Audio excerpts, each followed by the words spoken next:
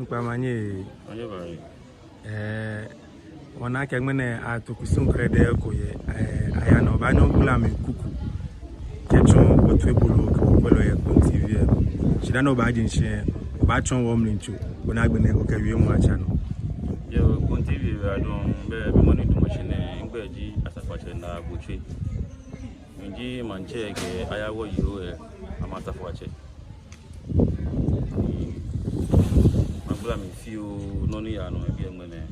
ko ba na we bi le bi ne kon fi ku sin potin ko bi ne ndi aya ni shamu e wo ko ku so mi e aja bele suwa ino chi asha aya yi nchanga chimba betana sa je me fe ha de next ku sun na ba fi okay amba na we aya na le bi ne be won sa bi ne won pente bi ne won fefe won sanu bi na fa chi ya won next ku sun na ba fi ko amba na we bi ne be sun potin wo to bi ne yo kusi poten nyeto e bien no brake ya no ojugba ya bien keje bien se kusuko kuma ya una ba fi yo be mene so wa ne aya le gunji so wa obe mene so wa na sha aya yi ne be no be ho ba fu mi di wo ogba wa ya kan ka osabu amo ba chu na kan chu mo bo na chu be je me no se baba ya ka na le hun boni apenti obi na sa bi eni fin na kan le hun ba chu eje me eke woji gogo me ni feta ye fin amu na kan pepe ka shi me no chi ko ni aya ba hwe aba ja na ba hwe e bi ene yo ba fe banke oklo ishamo ke ba shi jamu na kanu ji ko kwe kalanda mi na kanu ji bini yo kajabeni aja bele ne so far to na bon afine ame esamo ke ha afiyele kenkere mada committee na afi ya bajano tune ame bomodi nwa ya ga gunwa no bia mi no wo ya afi challenge vivi go menu wona afi mi na ke address na kan challenge se ni DCN wona na ni bi different transaction me di ni o te ma je ma no emblem ma bondi yo menyo me te ko be shi bia ne nibi chaki mo yifa o papa mo jisan ni da ne akani bi ahoro mi na fe ni fefo wa bele ja me wona difference of gbogbo dan first time this year ne mo ekusun fe mo fe ga ni bi ke launch mo ga ni fe gbogbo dan shi wona ka fi ne committee na ga wa me di ame ko ame mo ti do ba ni ame ani afi e penu wona le e ba ngo de ba afi fe le ko ke obamuna wo kwelo mini yo ke mambi ke mu ke ko meni yo manse mino ya me ke mu ke ko afine na baye yo fiu ne yo ha mambi meni yo gana ke meni yo manse fin no pa meji oni ba na igbe aba ba fi ba oni na igbe hun o be ni yen po TV no ibi bi ba no bibi ba no agbono mo bi wala sekele shika ke me ku fi mo ya ne ma fi ku na gba bibi ku ni yo ni last year ni amina na ke ni bi ni fi na kan na gba fi ajaje fi o wa fi ne o mo fe mo no ba wo mi wala ke e wale ke mo fe no ta wo e ba fu no o fi oni ko ma wi yo ora don e ba fi ma ke asafa na buche egbla mena kusun ene ya le bi ene egbla fem nkechon okokwe bi ene na ke a chuni eto be na ni a chumo okwe ni sana chumo fe a chumo je fe ni bi ene achi akaji be ni atokusun a chumo bi ene fe fa ni bi ene achi eni sana shakalo eni sani afro chi ni sana foi eni sani abefe a chuna kanu chumo fe bi ene ngene ni kokwe ona ke yanu ojugba e bi ene yanu ojugba e bi ene no na kanu odibe ni kusun yo afine oke akeshin wonta oni ke na beni kusun shikamo yo aha wonta oni na beni kusun shikamo yo aha boni ajon shinke boni agbiona ajen shishko meto no ni ajo pele shi atuwa kusume pi dani plejo e ba no ekomene abasha page fin abasa me ababem eni sana be fin ababe eni sani ashafin abasha cheli sana flow kan yi fin ba ya no ko bi ene ke awoko ita sukun bi ene abasha fin ka lo ni ji eye si modernity ewo asabi ene fine awole taos eye mfen ni be agbene abasha taos kefucha abasha taos kefucha no aya na ni ji ma fin won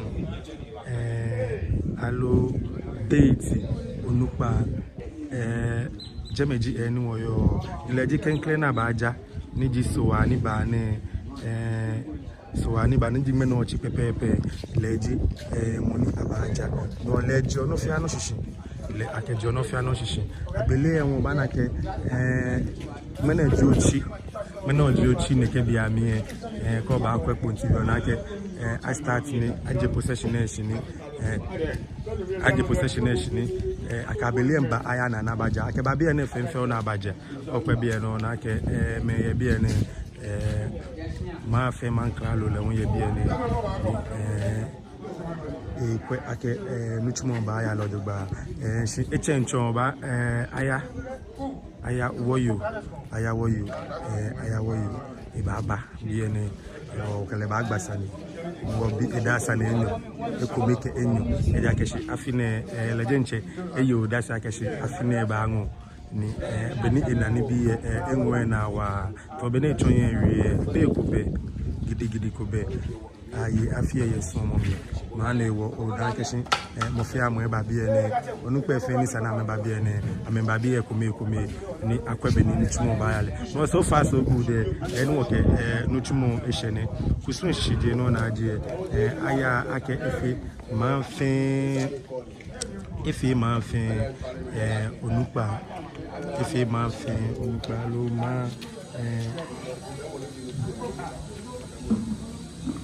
ma jima wo onupa ha ka fe no ko bi ene igla mo fi amu keba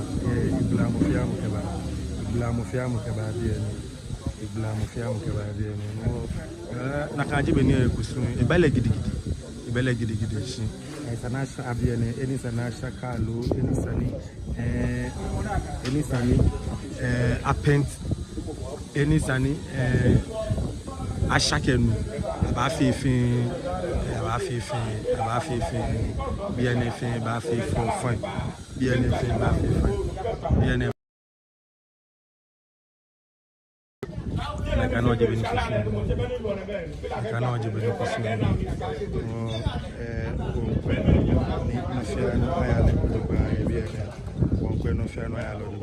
no so far so good afine wo ke wo ba follow kusun ko ni wona be mi kusun se ka mo yo mo to fa shake no ni me ni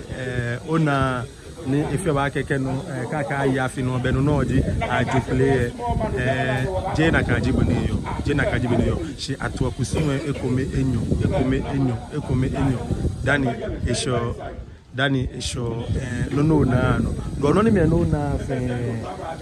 wokemba ogbenu ebele gidigidi si fe efita kusun na atwo ni fe yo emu efita kusun na atwo ni fe yo mu no to be no na bena wo bi na eta o se wo akenuke umu kesamla kekucha nshai fe eye umu ni esa eye ojogba ba femi ake wonyemi nu ekome bi ake ngbe wose koyo shia ke eshe ni sani wose ku abagbula ni bi ami wose ku abagbula mi ajo wose ko le nu ne fenye le ake ku tv le ko kwe kusufi mo le no jimu ne ke wo chomi ene akeje no ko gidigidi wo ejo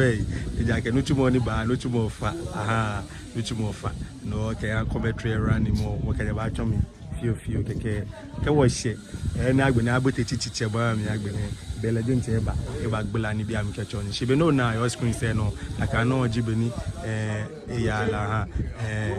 aka no aya eshamo shishi chomo peji abasa ayana abasha ni sana asha kalu abasa jeme ni sani asha ekenu ko mo abasha ni sana asha ekenu ko mo abasha no jino na kalu no jino na asha agbene ko kwa bia no banake onimi ko menye omuke mini esha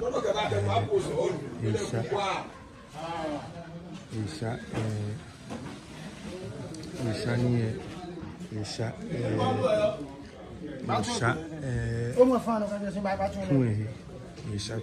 no so far so na kanji ni kushika moyo aha na kanji ni kushika moyo na kanji ni shika moyo no bien lucky enough alo modernity ke ngbele mo ewo afu ni ehie una afu asa awule tiles again asa awule tiles again no ehia na ke kalu ba shaishi akekucha ke samla ba shai fin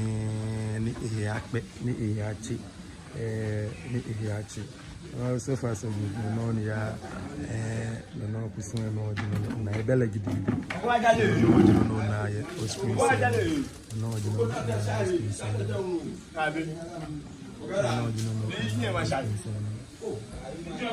domo no kono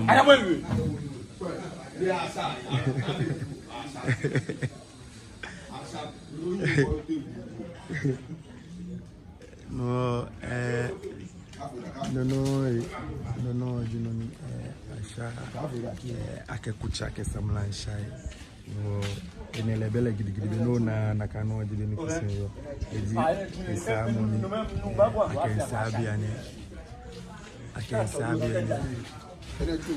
akensabia ni no jino no kwa sebe asabia ni sana be ababe ni sana shakalu abasha no kusinyo no jino no nani ya no jino no nani ebele gidi no jino ni shakalu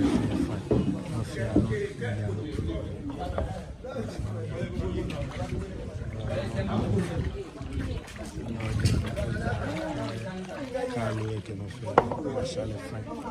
come viene la vera che diciamo no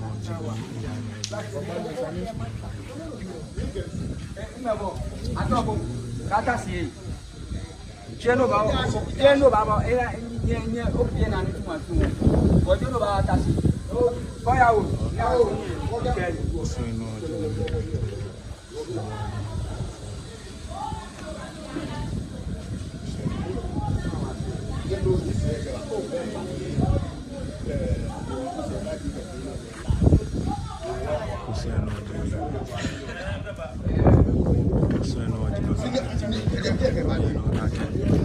Sami fan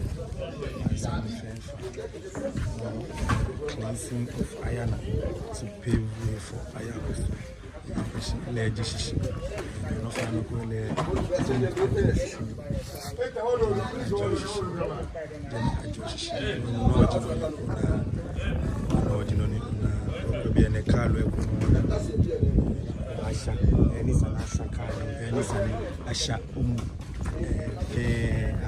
or simply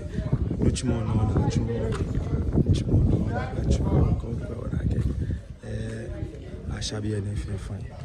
Shabby and fine. A year motion like a kucha, ke shy, Koni Akbe,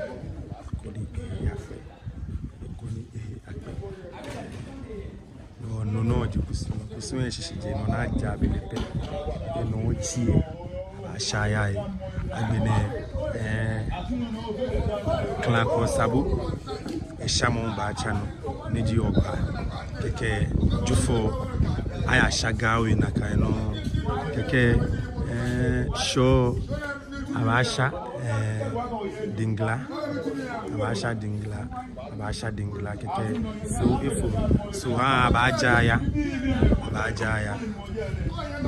so ha abajaya keke kajaya ho abasha akplai keke kasha akplai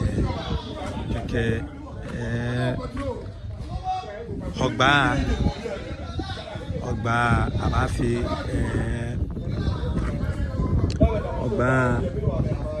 abafi clan ko sabokusun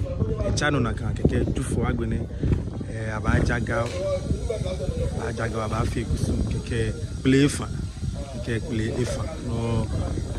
keke play fa agbene kusun no chila no na kanu jibeno na ya no ojugba denje ya no ojugba denje ya no kusun no ojugba ya no ojugba denje ya no ojugba no so far so good na kenji be ni bia na shikamo yo na fe ma ke kwa kwa aba shi no chimo le no oji no ni ya no ya bia ne no oji no ni ya no ya bia ne o na ke she come on forward na ke she asai fe fine ma fe le yema coach ba bia ke pe ni afoyi te feteni chi ke nyanila ke ba kunkume ye gbeye wa denche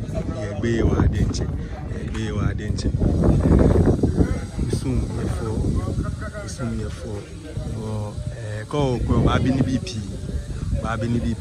BP shi na kan jibe ne yo na kan jibe ne yo the supreme allo the overlord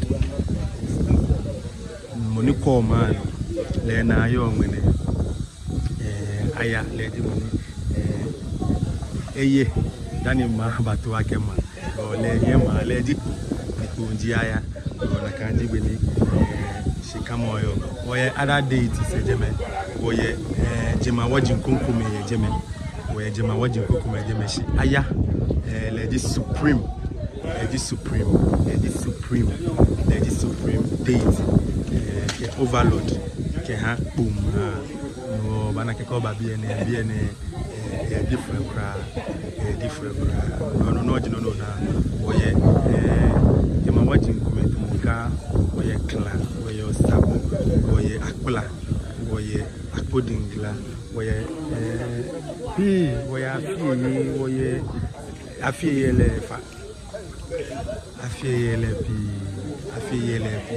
aigo lepi no na kaji bane yo afine to beni wajenshi wakanye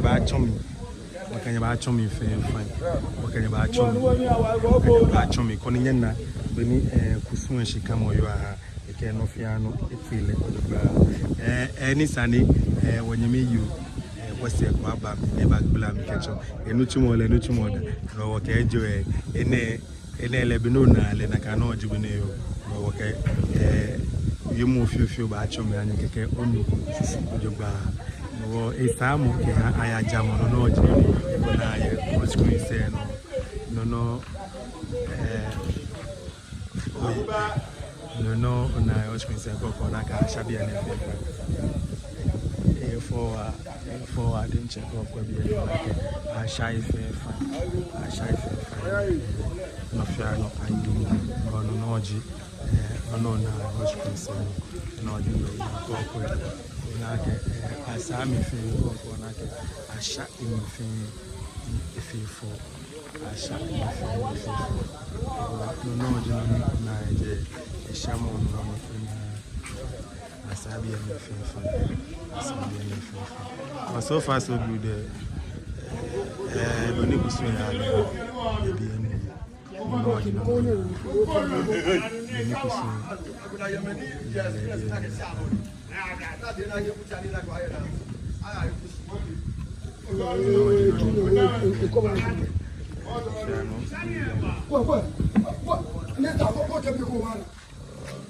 so far so good. Kashi Asabi Fiano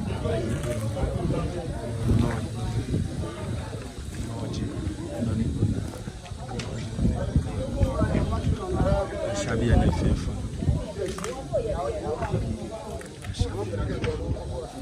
Shabia na fefu. Waba fu mi kuku. Waba bena ba agbe na waba ba nyeke ko nye kwebe ni ina agbe ya tamu. Ina agbe ya tamu.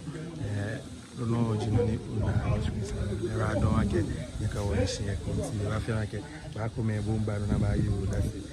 si kisu e ya no gba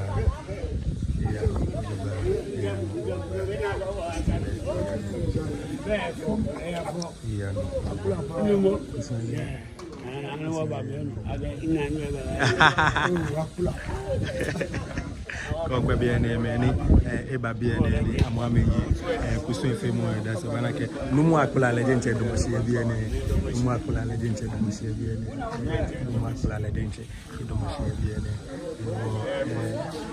nakano jibe ni kusu yo nakano jibe ni kusu yo kogbe bien ni ona ke asha otutu ekume mo ye bien ni fita bien ni samo ke ha ayajamo ifita bien samo ke ha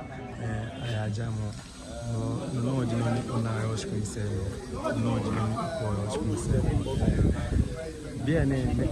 bien shikamu na no meno chineke bia mi meno chineke bia mi le bien ba twebu meno chineke bia mi bien ba twebu jake abajama fe mo ni yema abatu ikusum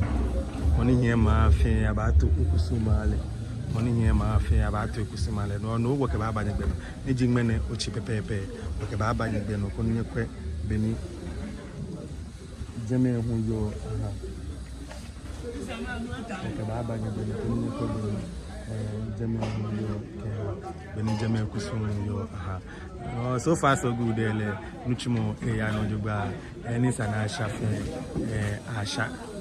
eni sana shafe asha koni bien achi bien afefo